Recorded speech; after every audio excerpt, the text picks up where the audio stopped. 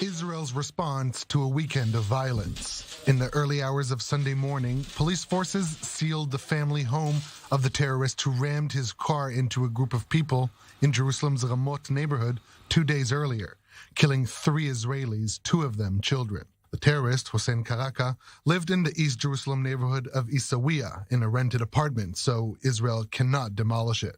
The move came after Karaka, who was mentally ill and had been released from a psychiatric hospital in Israel only days before, accelerated into a group of Israelis waiting at a bus stop, killing 6-year-old Yaakov Palei and his 8-year-old brother, Asher, as well as Alter Lederman, a 20-year-old yeshiva student who had gotten married only a few months ago. At the deadly scene on Friday, National Security Minister Itamar Ben-Gvir said he had instructed police to prepare for a major operation in East Jerusalem starting Sunday to, quote, root out terror.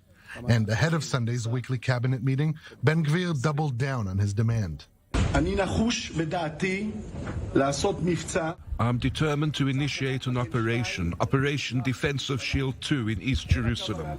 There's no intention to send in tanks or things regarding the military, but I'm the National Security Minister, and the Israel Police can, should, and was instructed by me to carry out Operation Defensive Shield 2 in East Jerusalem, an operation for the purpose of sovereignty. The appropriate answer to terrorism is to hit it hard and deepen our roots in a country even more. Accordingly, the Cabinet will convene today to prepare for an even broader action against the perpetrators of terrorism and their supporters in East Jerusalem and Judea and Samaria, while avoiding as much as possible harm to those not involved. The cabinet also discussed Israel's expected response to a rocket launched from the Gaza Strip at southern Israel on Saturday.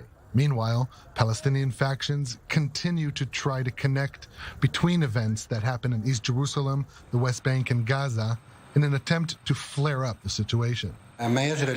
What's happening today, in terms of the battle against the occupation, confirms the unity of the Palestinian areas and the failure of the Zionists to separate them. While the military was expected to respond to the rocket attack, more than 20 rockets were fired towards Israel in the past 3 weeks alone. And with the holy month of Ramadan approaching, Israel will continue to operate in the West Bank with hopes not to erupt the other arenas.